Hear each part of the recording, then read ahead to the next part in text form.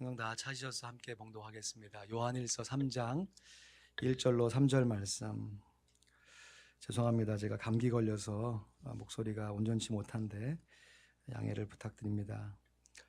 요한일서 3장 1절로 3절 말씀. 계속되는 사도신경 강해 설교 중에서 오늘 몸이 다시 사는 것을 믿사오며, 우리 사도신경 15번째 시간입니다. 요한일서 3장 1절로 3절 말씀 우리 한 목소리로 봉독합니다. 시작. 보라, 아버지께서 어떠한 사랑을 우리에게 주사 하나님의 자녀라 일컬음을 얻게 하셨는고 우리가 그러하도다.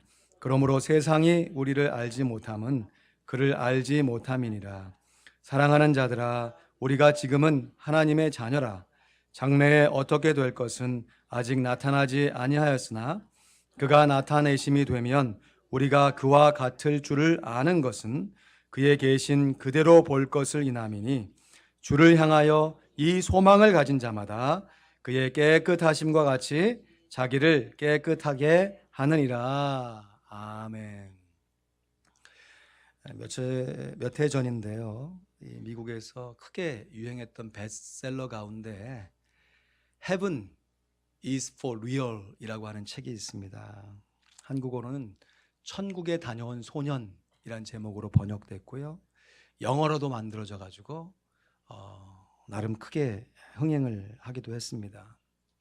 한 소년이요, 목회자의 가정에 태어난 자녀인데 안타깝게도 수술을 받게 되었습니다. 그런데 수술 도중에 자기의 영혼이 몸 밖으로 빠져나와 가지고 수술을 받고 있는 자기 자신도 자기가 보고, 수술을 하는 의사도 자기가 보고, 또 자기를 위해 염려하고 기도하는 엄마 아빠도 볼 뿐만 아니라 심지어는 천국에 가서 예수님도 만나고 왔다라고 하는 내용의 이야기입니다.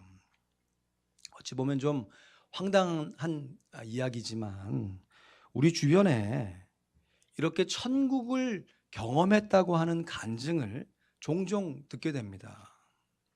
제가 아는 선교사님도 그의 딸이 참 어렸을 때 천국을 경험해가지고 그때는 알지 못했어요. 아이가 장성해서 10대가 되었을 때 조심스럽게 그의 부모인 선교사님께 얘기를 해서 그것을 나중에 책으로 엮어서 내기도 하고요. 실제로 제 가족 중에서도 꿈이나 환상을 통해 가지고 이미 돌아가셨어요.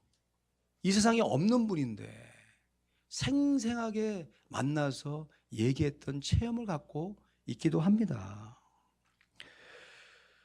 우리들의 존재가 영혼과 육체로 구성되어 있기 때문에 이러한 경험이 전혀 일어날 수 없는 것이다 라고 말할 수는 없습니다. 그럼에도요, 여러분, 정말 중요한 것입니다. 개인적인 경험인 체험을 근거로 천국을 아는 것보다 하나님의 말씀인 성경을 근거로 천국을 아는 것이 너무나 중요합니다. 우리 같이 한번 읽어볼까요? 시작. 개인적인 경험인 체험을 근거로 천국을 아는 것보다 하나님의 말씀인 성경을 근거로 천국을 아는 것이 중요합니다. 왜냐하면 개인적인 경험은 다 다양하고 달라요. 그러나 성경의 증거는 다 한결같고 동일하기 때문입니다. 오늘은 사도신경 15번째 시간으로 몸이 다시 사는 것을 믿사오며 라는 제목으로 말씀을 나누고 있는데요, 여기서 말하는 몸이라는 것은 우리 육신의 몸인 바디를 말하는 것이고, 다시 산다는 것은 부활한다는 것입니다. 그래서 몸이 다시 사는 것을 믿는다는 것은 우리의 육신이 부활할 것을 믿는다는 고백인 것이에요. 그래서 영어로는 The resurrection of the body, 우리의 몸이 부활할 것을 믿사오며입니다. 그렇다면 우리들의 육신이 구체적으로 어떠한 육신의 몸으로 어떠한 상황 속에서 부활하게 된다는 것일까요? 오늘 본문 요한일서 3장 1절 말씀에 보니까 보라 아버지께서 어떠한 사랑을 우리에게 주사 하나님의 자녀라 일컬음을 얻게 하셨는고 우리가 그러하도다. 그러므로 세상이 우리를 알지 못함은 그를 알지 못함이니라. 우리들이 하나님의 자녀가 된 것은 전적으로 우리를 향하신 하나님의 사랑 때문입니다. 하나님이 세상을 이처럼 사랑하사 독생자를 주셨으니 이는 저를 믿는 자마다 멸망치 않고 영생을 얻게 하려 함이니라. 요한복음 3장 16절. 하나님의 사람으로 하나님의 자녀가 된 우리들은요, 저 천국에 가서 하나님의 자녀가 아니라 지금 이 세상에서부터 하나님의 자녀인 줄로 믿습니다. 그래서 2절 말씀에 보니까요, 요한일서 3장 2절 말씀에 사랑하는 자들아 우리가 지금은 하나님의 자녀라. 장래에 어떻게 될 것은 아직 나타나지 아니하였으나 그런데요, 그가 나타내심이 되면 우리가 그와 같을 줄을 아는 것은 그의 계신 그대로 볼 것을 인함이니 했습니다. 그가 누굽니까? 예수님께서 나타내심이 되면, 다시 말해 예수님께서 재림하실 때 우리가 그와 같을 줄, 다시 말해 예수님과 같은 예수님의 몸을 입고 부활하게 된다는 것이에요.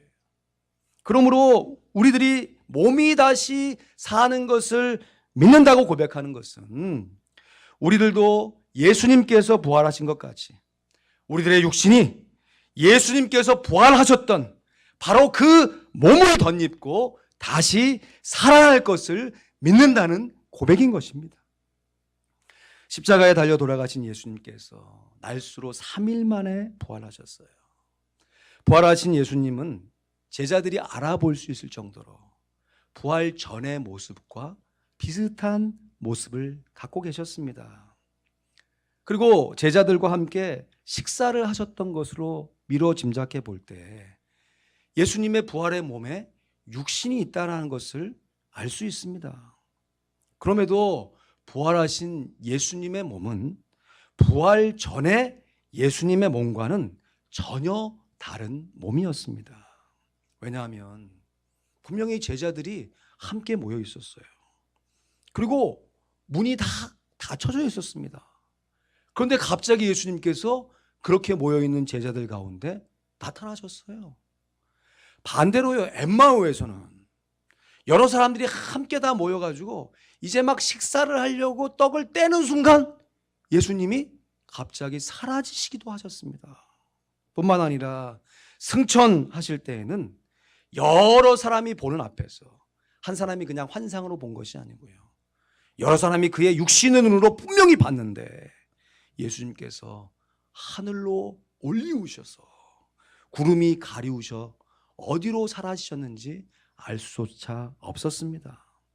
이렇게 부활하신 예수님의 전혀 새로운 몸을 부활체라고 합니다. 그리고 예수님께서 재림하실 때에는 예수님과 같은 부활체를 우리도 덧입게 될 줄로 믿습니다. 여러분, 이것은 제가 그냥 꾸며낸 얘기를 하는 것이 아니라 성경 여러 곳에서 반복해서 증거하고 있는 분명한 약속의 말씀입니다. 먼저 빌립보서 3장 20절 21절 말씀해 보니까 같이 읽죠. 오직 우리의 시민권은 하늘에 있는지라 거기로서 구원하는 자 곧 주 예수 그리스도를 기다리노니 그가 만물을 자기에게 복종케 하실 수 있는 자의 역사로 우리의 낮은 몸을 자기의 영광의 몸의 형체와 같이 변케 하시리라. 할렐루야. 우리가 이 땅 가운데 두 발을 딛고 살지만 우리의 진정한 시민권은 하늘에 있는 줄로 믿습니다. 하늘의 시민권을 갖고 있는 우리들이 예수님의 재림을 기다리는 분명한 이유는 다른 것이 아니에요. 예수님께서 재림하실 때 예수님께서 우리들의 이 낮은 몸을, 다시 말해 이 육신의 몸을 자기의 영광의 몸의 형체와 같이 변화시켜 주실 것이기 때문에 예수님께서 부활하신 바로 그 부활체로 우리들도 변화시켜 주실 것이기 때문입니다. 또한 고린도전서 15장 19절 20절 말씀에 보니까 이것도 같이 읽죠. 만일 그리스도 안에서 우리의 바라는 것이 다만 이생뿐이면 모든 사람 가운데 우리가 더욱 불쌍한 자니라. 그러나 이제 그리스도께서 죽은 자 가운데서 다시 살아 잠자는 자들의 첫 열매가 되셨도다. 할렐루야. 예수님의 부활이 잠자는 자들 비유죠. 이미 죽어서 무덤에 있는 사람들을 잠자는 자다라고 비유로 말하고 있는 것이에요. 예수님의 부활이 잠자는 자들의 첫 열매가 되었다는 것은 예수님을 믿는 우리들 그 다음에 열매가 된다고 하는 줄로 믿습니다. 예수님이 첫 열매이고 그 다음에 우리가 예수님과 같은 몸을 입고 부활체로 변화되는 것이에요. 이스라엘 성지 순례를 가보면요, 예수 승천교회라고 하는 곳을 지나가게 돼요.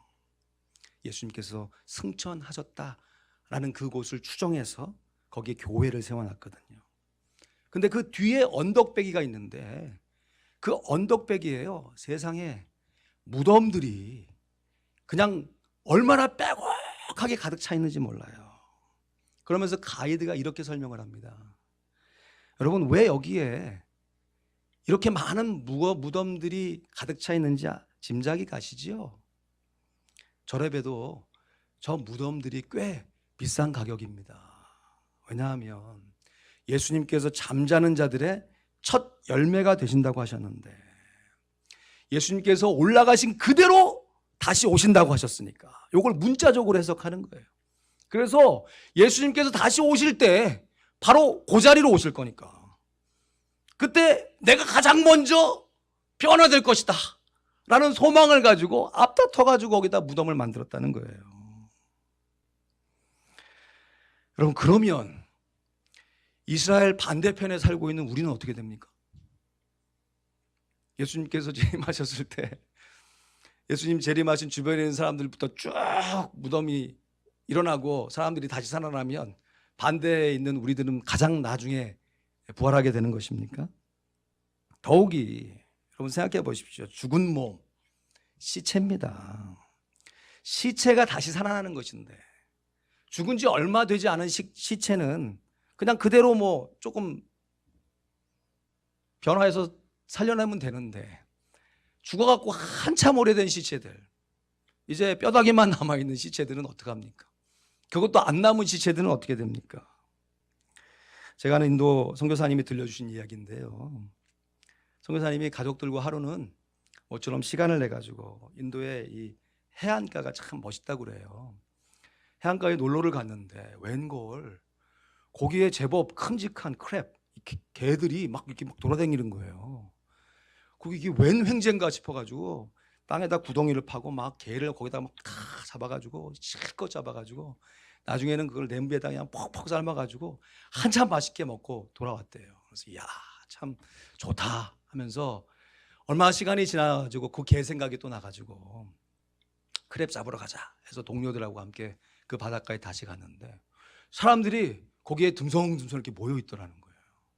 그래서 뭐를 하나 해서 이렇게 또 봤더니 사람들이 장례를 치르고 있는데, 여러분 인도의 장례는 대부분 화장을 한다고 그러더라고요. 화장을 하는데 뭐 가스불로 확 해서 다 태우는 게 아니라 나무들이 이렇게 듬성듬성 이렇게 얼기설기 해놓고 거기에 시신 올려놔가지고 태우는 거예요. 그럼 생각해 보세요. 그렇게 해서 사람을 태우면 다 탄 시체도 있겠죠. 그러나 타담한 시체들이 좀 있는 거예요.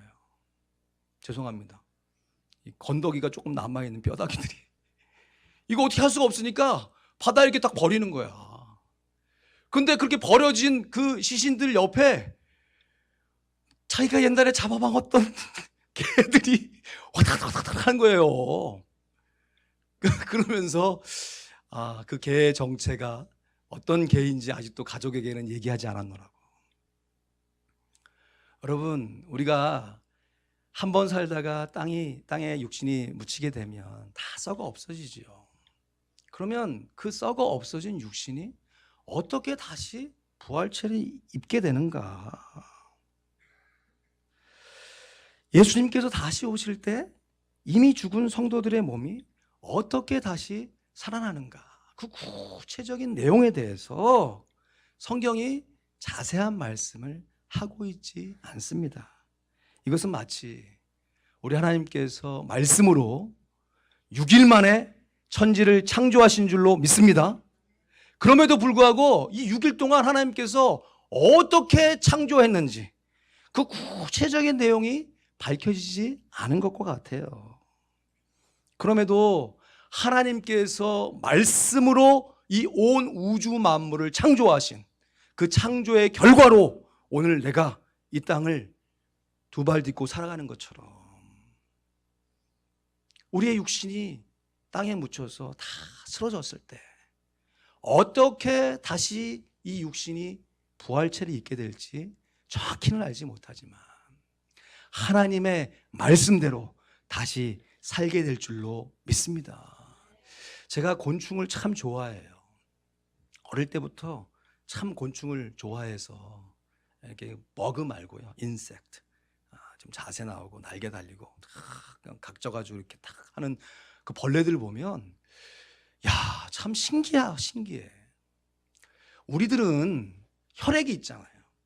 그리고 혈액의 순환으로 해서 뭐 이렇게 몸도 움직이고 뭐 살아가고 소화도 하는데 이 곤충들은 혈액도 없어. 이렇게 눌러보면 피가 나오는 게 아니라 뭐 진액 같은 찐득찐득한 게 나오는데 그게 어떻게 기어가기도 하고 어떻게 달기도 하는가? 여러분, 그 신비를 어떻게 알겠습니까?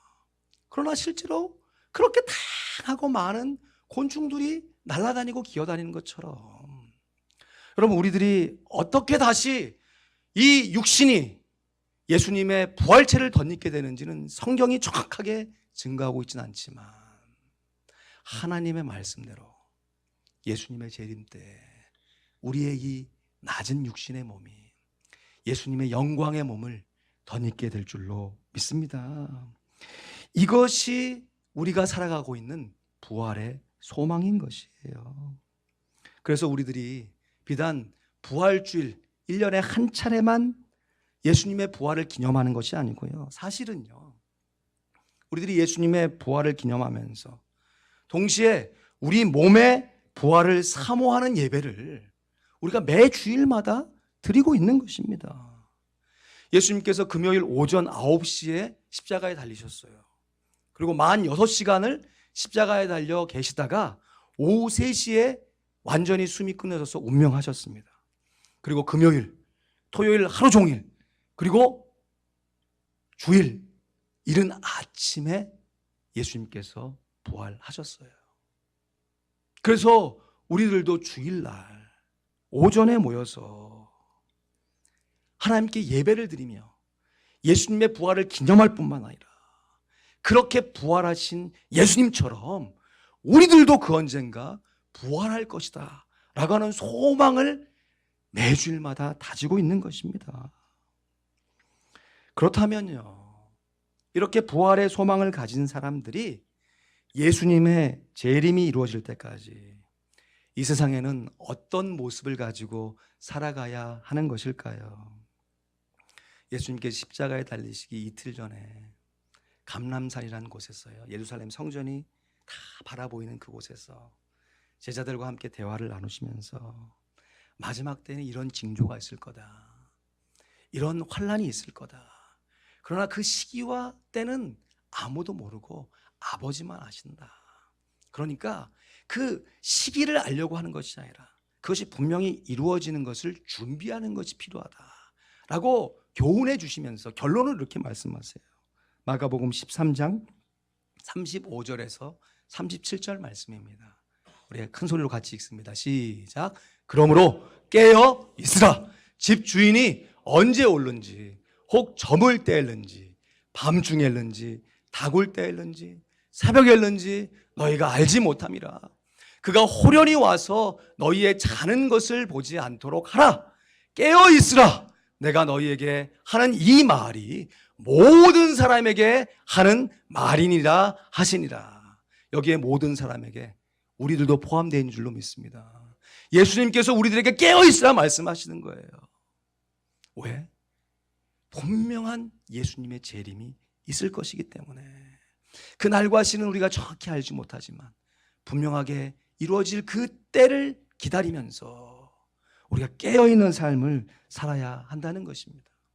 한 주석에 보니까 깨어있는 삶은 예수님께서 오늘 당장 재림하실 수 있다는 긴장 속에서 내가 예수님 앞에 바른 모습으로 서려고 노력하는 것이다 라는 해설을 보았습니다. 여러분, 과연 그렇습니다. 때와 시기에 초점을 맞으면요, 우리의 마음 가운데 불안함이 생겨요. 안도함이 생깁니다. 사람이 신기합니다. 어떤 때에 맞춰서 뭔가를 준비하는 것은 굉장히 중요한 일입니다. 예를 들어서 학생이 시험을 볼 때에도 정해진 시험의 때가 있어야 그거에 맞춰서 시험 공부를 열심히 하지요. 뭔가 결전의 날이 있어야 거기에 맞는 훈련이 필요한 것은 맞습니다. 그런데 그 때가 지나게 되면 훈련했던 사람들이 훈련을 하지 않아요. 공부했던 학생이 공부하지 않습니다. 오히려 그때가 언제인지는 모르지만, 그래서 긴장이 되고 살짝 불안한 마음도 들지만 계속해서 현실의 삶 가운데 알지 못하는 때에 분명하게 일어날 예수님의 재림을 준비하는 삶을 살아가는 것이 깨어있는 삶인 것이에요. 하나님께서 우리를 이 땅 가운데 보내신 것은 다 목적이 있기 때문인 줄로 믿습니다. 어느 한 사람 이 세상 그냥 왔다 그냥 가는 사람이 없는 거죠. 하나님의 계획과 경륜 안에서 이 땅 가운데 하나님의 영광을 드러낼 수 있도록 하나님께서 목적하신 그 인생의 목적을 발견하고 그것을 현실의 삶 가운데 긴장하면서 날마다 예수님의 재림을 의식하면서 현실의 삶 가운데 최선의 삶을 노력하는 것, 그것이 깨어있는 삶이요 거룩한 삶인 것이에요.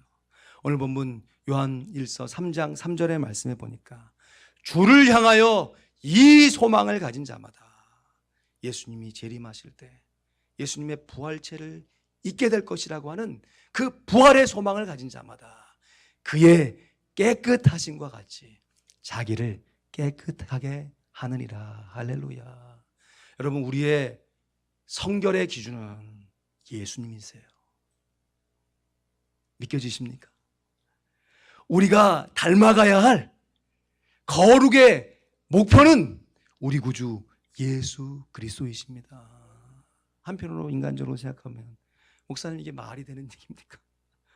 예수님의 그 거룩하신 성품, 그 겸손과 온유를 이 원죄가 득실거리는 나의 이 성품으로 어떻게 이루어낼 수 있습니까? 내 자아를 의지하면 죽었다 깨어나도 안 되죠. 그렇게 하면 할수록 오히려 교만의 늪에 빠져갈 수밖에 없죠. 그러나 한 번 사는 우리의 인생 가운데 우리의 자아에게 먹이를 주는 것이 아니라 예수 그리스도의 보혈을 의지하게 되면요, 물론 실패할 때도 있어요. 그러나 아주 엎드러지지 아니하고 오히려 그 실패를 통해서 내 자아가 죽어지고 예수 그리스도께서만 살아나는 역사를 내 삶 가운데 경험함을 통하여 한 걸음 한 걸음 예수님의 거룩하심을 본받으며 그 거룩하심을 이루어가는 삶을 살게 되는 줄로 믿습니다. 그래서 하나님으로부터 의롭게 칭함을 받은 사람은 천국에 가는 그날까지 성화, 거룩해 되어지는 과정을 통하여 하나님께 영광을 돌려야 하는 줄로 믿습니다. 그러므로 주님의 거룩하심을 닮아서 부족하지만 그 거룩하심을 나도 이루어 보겠노라. 내 자신을 의지하는 것이 아니라 주님을 의지하며 살아가는 것이 오늘 우리에게 주어진 현실의 실존인 것입니다. 주 예수 세상에 다시 오실 그날엔 무성도 변화하여 주님의 빛나는 그 형상을 다 함께 보며 주 찬양하리. 주님의 마음 본받아 살면서 그 거룩하심 나도 이루리. 말씀을 맺습니다. 예수님께서 우리들의 육신을 예수님의 부활체로 변화시켜 주실 것이다 믿고 고백하는 것은 예수님께서 언제든 재림하셔도 부끄러울 것이 없는 거룩한 삶을 지금부터 바로 여기에서부터 살아내는 것입니다. 나는 하나님을 예배하는 예배자입니다. 내가 서 있는 곳 어디서나 하나님을 예배합니다. 내 영혼 거룩한 은혜를 향하여, 내 마음 완전한 하나님 향하여 이곳에서 바로 이 순간 분명하게 이루어질 그 재림의 소망을 사모하면서 하나님을 예배합니다. 그러므로 우리의 삶 속에서는 우리 구주 예수 그리스도께서 너무너무 필요합니다. 우리가 예수를 믿고 거듭나는 순간에만 필요한 것이 아니라 우리 가운데 있는 이 원죄와 자범죄와 싸우는 영적 싸움의 순간에서만 필요한 것이 아니라 예수 그리스도의 보혈을 의지하여서 그 예수님과 더불어 깊이 있게 사귀어 살아가는 과정 속에서 그 거룩하심을 쫓아 한 걸음 한 걸음 우리 인생을 살다 보면 그 언젠가 예수님의 약속대로 예수님께서 다시 오실 그날에 우리들의 육신의 몸이 예수님의 거룩하신 몸을 덧입게 될 것입니다. 한번 따라하시죠. 이 소망을 가진 자마다 그의 깨끗하심과 같이 자기를 깨끗하게 하느니라. 가슴에 손을 얹고 한번 같이 해볼까요? 이 소망을 가진 자마다 그의 깨끗하심과 같이 자기를 깨끗하게 하느니라. 기도하겠습니다.